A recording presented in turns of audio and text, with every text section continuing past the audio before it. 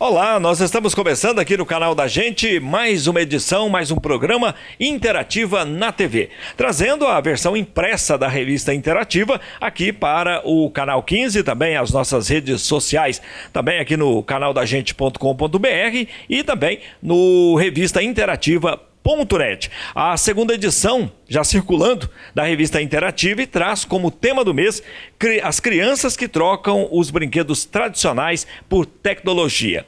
Qual é o limite? Aí é que entra essa questão que nós vamos abordar principalmente neste primeiro bloco do programa. E hoje nós temos como convidada aqui no programa a psicóloga Ivana Camilo. Mais uma vez presente no programa, né, Ivana, para falar desse assunto tecnologia, crianças, limites. Cada vez mais realmente há essa troca, né? Hoje brinquedos tradicionais dificilmente se vê, se ganha e até se pede, né?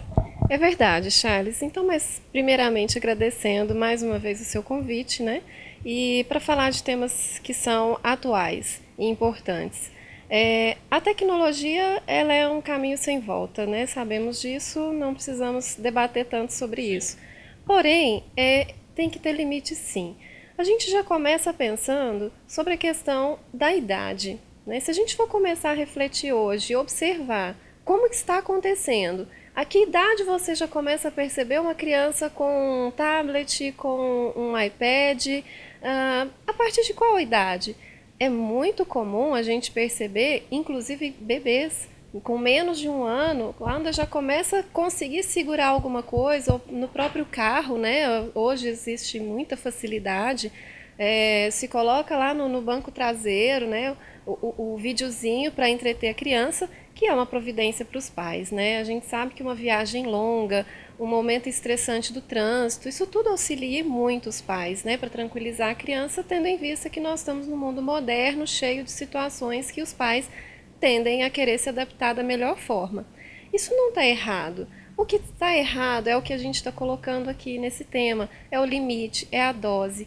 Se eu tenho uma criança com menos de um ano que hoje ela já manuseia um equipamento eletrônico, nos momentos de lazer que ela poderia ter no chão, brincando, correndo, numa bola, ela está interagindo com o equipamento eletrônico, a gente já começa a perceber que aí já pode começar a haver um problema, né? A criança, quanto mais tempo ela passar com esse equipamento eletrônico disponível, mais tempo ela vai querer continuar. Então, isso vai se tornar um hábito. E aquele outro brinquedo que ficou lá jogado no cantinho do quarto, a bola, o peão, o bambolê, a boneca, vão empoeirar e a criança vai começar a se desinteressar por ele. Com certeza, é muito atrativo o brinquedo eletrônico.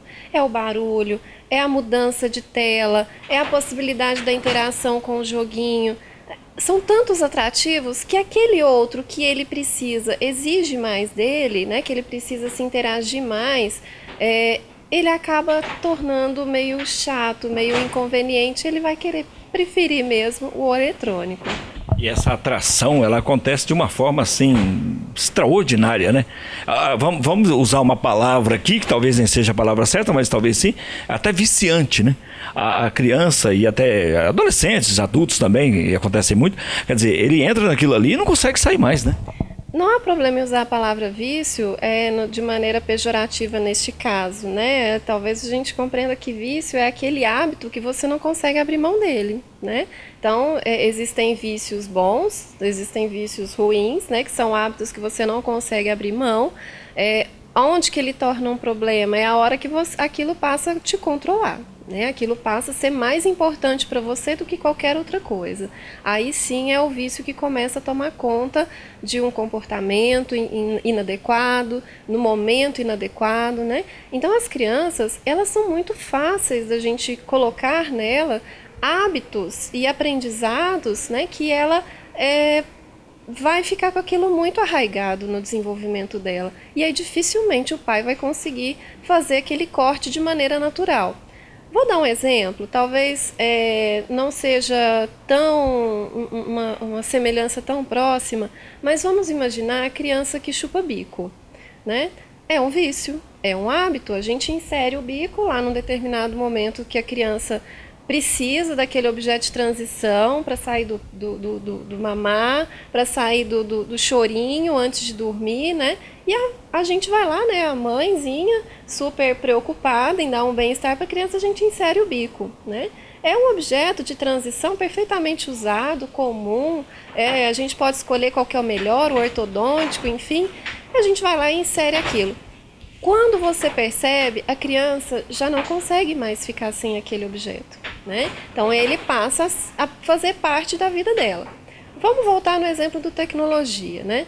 Se eu dou um brinquedo eletrônico ou se eu dou um outro tipo de brinquedo, a criança ela vai aprender a desejar e a colocar na rotina de vida dela aquilo que eu estou ensinando que faz parte da rotina dela.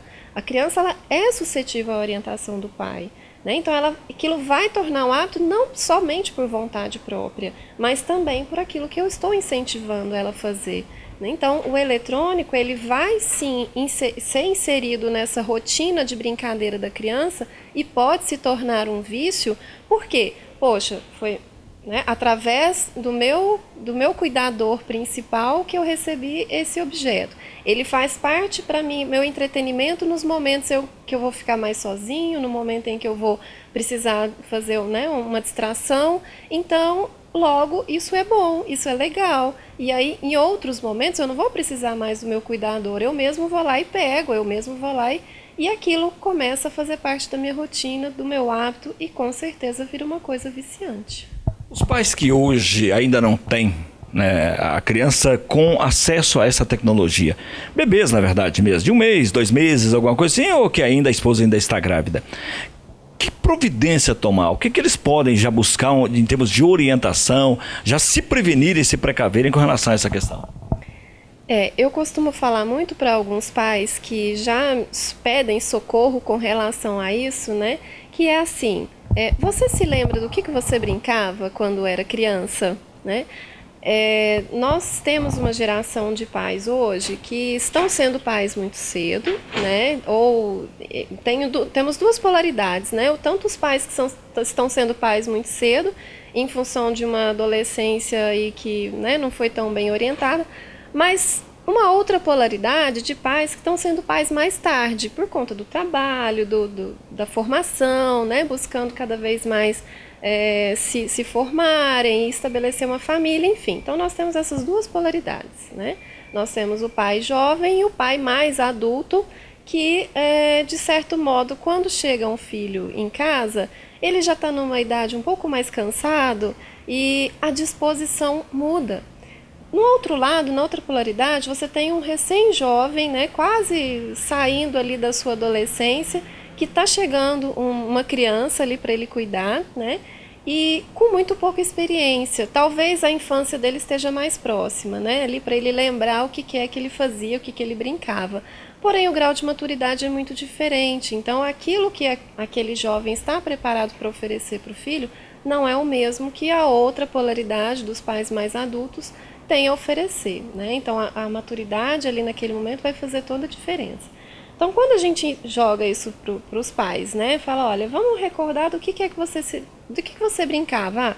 Minha época eu podia correr na rua, na minha época eu podia ir na casa dos amigos, né? Então assim, a gente sempre volta ao passado com uma sensação de que era tudo muito melhor do que é hoje.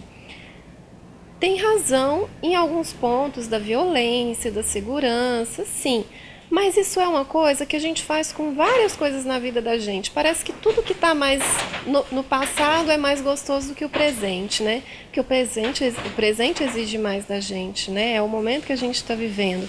Então, o que esses pais precisam fazer, né? Na hora de estar se preparando aí para essa chegada dessa criança, conhecer o seu ambiente, né? Onde é que eu moro? O que é que eu tenho a oferecer para essa criança quando ela chegar? Hoje nós temos muitas famílias que estão crescendo em condomínios. Condomínios têm uma grande vantagem da segurança, do conforto, de ter uma comunidade já estabelecida, com talvez iguais condições sociais. Tá, eu não moro num condomínio, mas eu moro numa rua que é uma rua mais movimentada, mais agitada, mas tem uma praça de convivência, tem um lugar que eu possa levar o meu filho em determinados horários, tem uma turminha da escola que eu possa interagir, marcar horários para a gente se encontrar, para tornar aquilo um pouco mais legal, tanto para as crianças quanto para os pais. O que nós pais não podemos achar é que o momento do brincar da criança é um momento que não precisa ser controlado, ou que pode ser a qualquer momento, ou pode ser de qualquer jeito, e que a gente não deva participar. Às vezes a gente pensa, não, ele está brincando, então eu vou aqui fazer a minha atividade, eu vou ali fazer o almoço, eu vou ali... Muitas vezes, esse momento do brincar da criança é a hora que eu mais poderia estar me dedicando junto com ele naquele momento, né? Então, a gente pode sim organizar melhor a vida dessa criança para o momento do lazer, para o momento do brincar, para o momento da gente brincar junto, para o momento dele encontrar os coleguinhas na praça.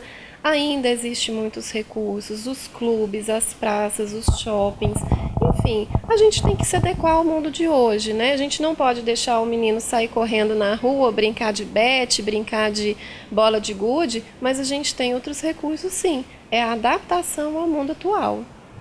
Bom, nós estamos aqui no programa Interativa na TV, pelo canal da Gente. Voltamos em instantes, até já.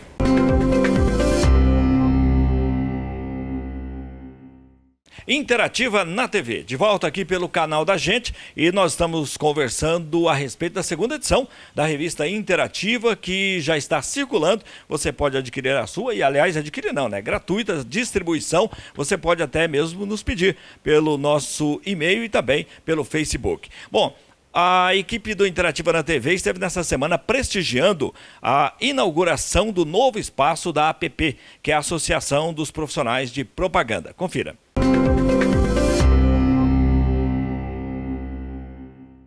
O Interativa na TV traz um destaque especial nesse finalzinho de programa, que é para falar um pouquinho sobre a APP, a Associação dos Profissionais de Propaganda, que na verdade não envolve só as agências de publicidade ou os publicitários, mas envolve de um modo geral a comunicação em Uberlândia. Carlos Magno é o presidente atual da APP e que vem fazendo aí um grande trabalho ao longo desse ano, e coisas, ou pelo menos, né, ações notáveis a gente já pôde notar nesse ano de 2015, né, Magno?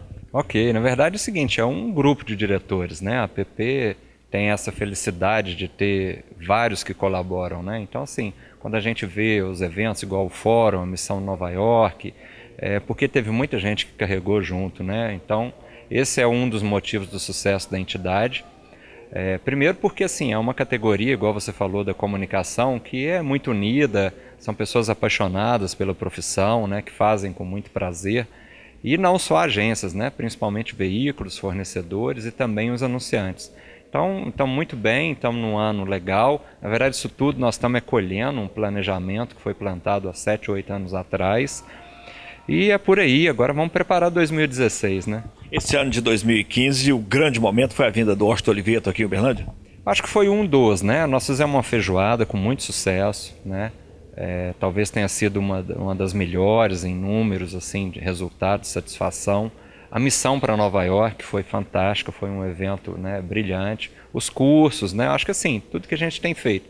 Na verdade, o Washington Oliveto é porque assim, o nome dele, né, a imagem, nós tivemos uma campanha muito forte, um apoio de mídia muito grande dos veículos, e aí ela marcou mais, né, não tem como, né, você falar em Washington Oliveto é igual você comparar com o Pelé, com Ayrton Senna nas suas atividades, né? Então isso enriqueceu muito para o nosso mercado. Agora, como você disse ao finalzinho da primeira participação, aqui é pensar 2016, né? Que venha um ano aí bem diferente, né? Bem diferente assim, no sentido, né, de que o mercado possa respirar e respirar bastante. Sim, para o negócio da propaganda, da comunicação, momentos igual esse, assim, de crise, de recessão, ele é bom porque uma parte dos anunciantes tem que fazer um investimento maior justamente nesse momento. E o grande lição, o grande dever de casa que a gente está tendo aqui é que, assim, planejar faz muito bem, né? Então nós temos que pensar 2016 agora, e não lá em janeiro, fevereiro, quando o ano estiver rolando, né? E isso em cima de pesquisa, de dados, não só na base do feeling, né? Eu acho, né? Então vai atrás, procura. E nós temos um diagnóstico que foi feito pelo Sebrae, uma pesquisa com anunciantes. Então isso tudo dá base para ter esses eventos, essas atividades, e não é por acaso que a gente está fazendo isso. Não poderia deixar de esquecer, né, a app de Casa Nova, em Uberlândia, né? A app de Casa Nova, né, nós ficamos 8 anos lá junto da FIENG, temos que agradecer, a FIENG recebeu a gente muito bem. Agora nós estamos aqui junto do CDL, né, que também abriu as portas para a gente. E uma entidade pequena, apesar de ter uma marca forte igual a app, a gente tem que estar ao lado de grandes entidades, né? Então, o CDL acolheu a gente, deu uma estrutura muito boa. Aqui nós temos salas de reunião, de treinamento, tem a nossa própria sala, estacionamento, centro de convenções. Então, acho que assim, nós vamos fazer bom proveito dessa casa nova.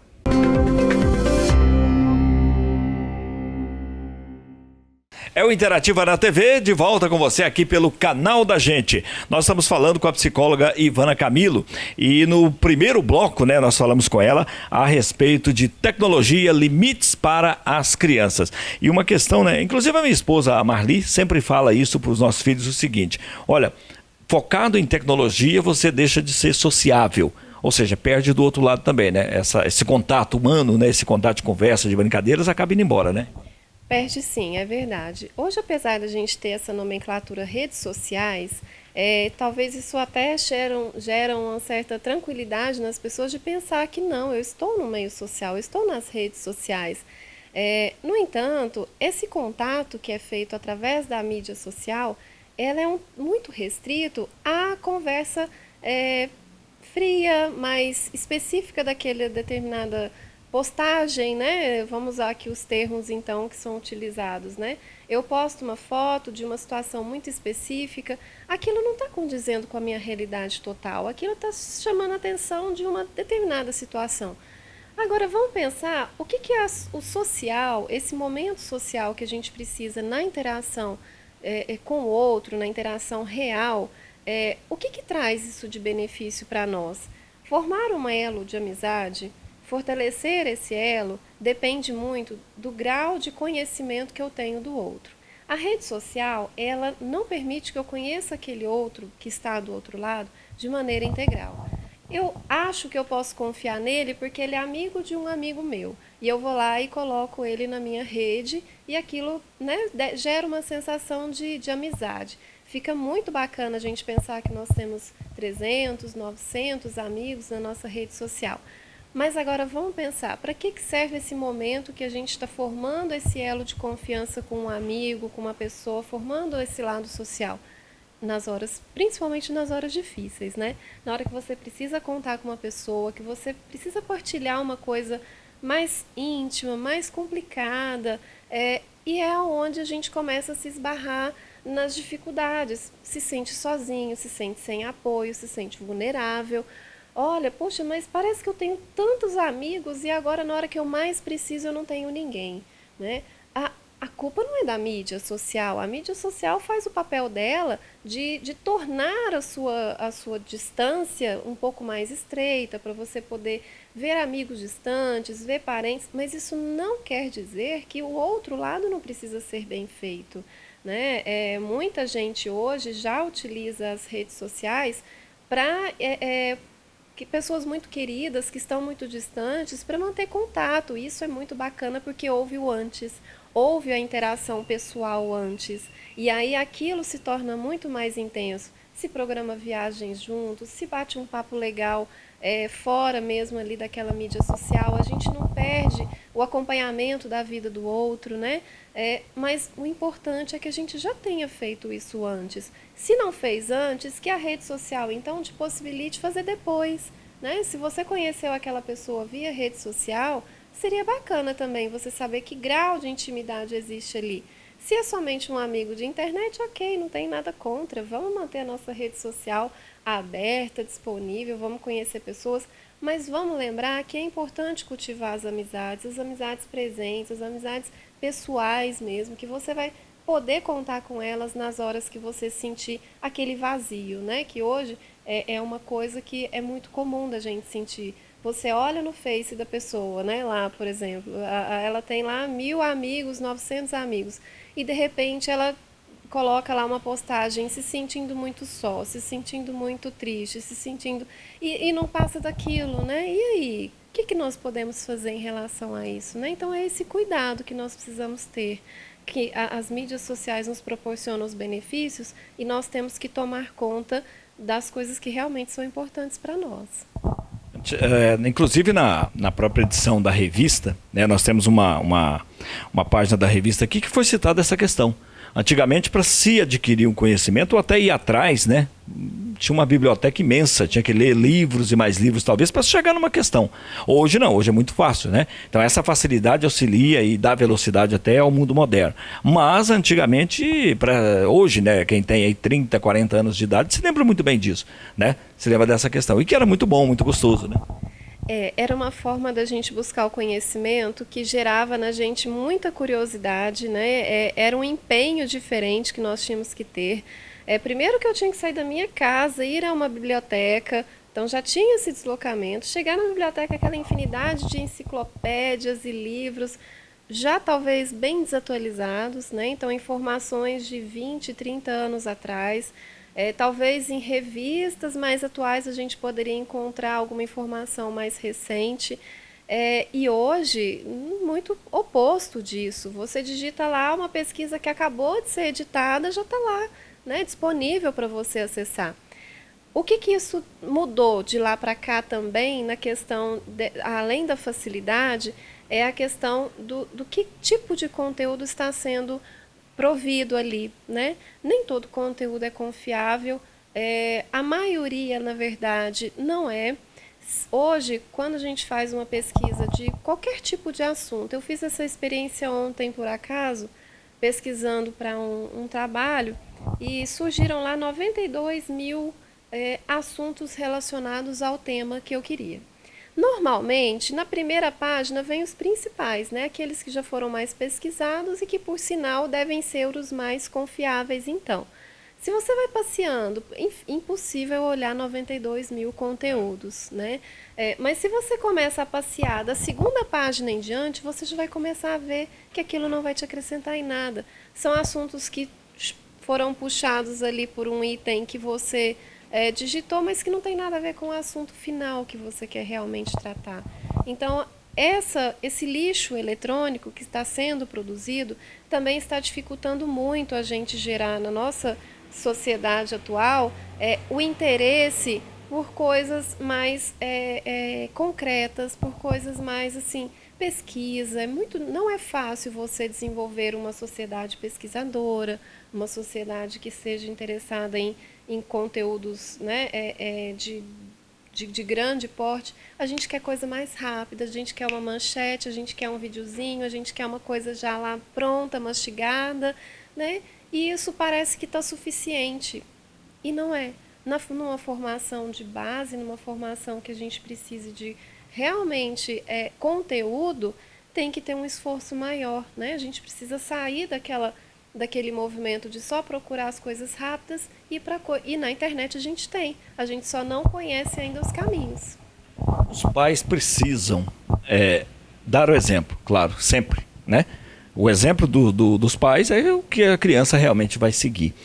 O que os pais hoje têm que fazer para eles mesmos, como pai, como mãe, para dar exemplo às crianças e adolescentes com relação à tecnologia? Ou seja, eu vou para o almoço, eu deixo meu telefone em outro local.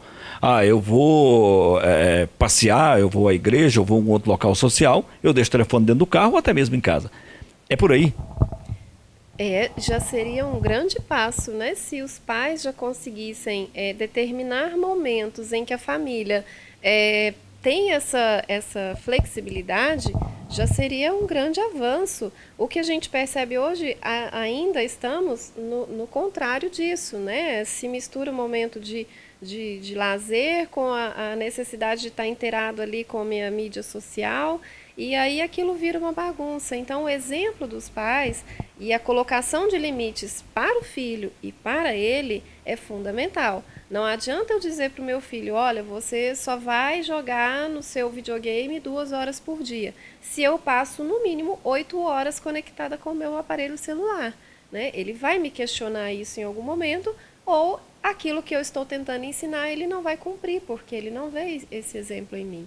né? Então, determinar essas horas comuns da família, olha, vamos pelo menos no momento aqui do jantar, que talvez seja o momento que a família esteja mais junta, ninguém vai usar aparelho celular. Da hora que a gente chega da escola, do trabalho, à noite, ninguém vai usar, nem eu, nem o filho, né? Porque não adianta eu inibir o meu filho se eu mesma não vou me privar daquilo. É uma tentação que a gente não vai conseguir segurar. Se isso não funcionar, ou pelo menos não der conta de fazer isso, quando procurar uma ajuda? Quando procurar um profissional? De repente o pai ou a mãe consegue detectar e falar, não, pera um pouquinho, a gente precisa de uma ajuda. Quando? Sim, já existem muitos casos de crianças com perturbações no sono, perturbações alimentares, com ansiedade precoce, né? São comportamentos que geram um problema muito grande na família, na escola, aonde o pai vai perceber maior impacto, principalmente na escola, onde o rendimento cai, a vida social dessa criança vai diminuir também, a quantidade de encontros com os colegas começa a diminuir, essas interações começam a ficar preocupantes. Muitas crianças hoje, se a gente for acompanhar a rotina, e quando a gente faz esse trabalho com os pais, a gente pede para ele ser vigilante nisso, né? E os equipamentos eletrônicos, eles fornecem essas facilidades. Olhar que horário foi a última vez que ele entrou no celular, quanto tempo ele ficou em determinada página, né? Fazer esse monitoramento. Quando a gente começar a perceber que mesmo diante de toda aquela disciplina que foi colocada, existem vazios ali que estão sendo preenchidos pela criança e que ele está, né, saindo fora do combinado, é a hora da gente procurar uma intervenção mais séria. Até porque além da questão psicológica pode vir uma questão médica mesmo, né? Um alerta, pode vir um problema de vista, né? Com certeza. Fora todos os problemas emocionais e de desempenho que a gente pode perceber na criança, os problemas físicos também, né, como esses citados por você. Vana, muito obrigado mais uma vez pela participação, pela entrevista, né, na revista interativa, na revista impressa e também na televisão. Eu que agradeço, Charles. É sempre um prazer estar aqui falando com esses pais, com essas crianças também. A gente espera que também os filhos estejam assistindo, né? Porque a gente está aqui falando de pai para filho e para uma família. Ok, muito obrigado. Bom, e nós encerramos por aqui mais uma edição da Interativa na TV. Você pode acompanhar na versão impressa também pelo nosso site e também aqui pelo canal da gente no site e também no sistema de transmissão a cabo. Muito obrigado a você pelo carinho, pela audiência. Até a próxima semana.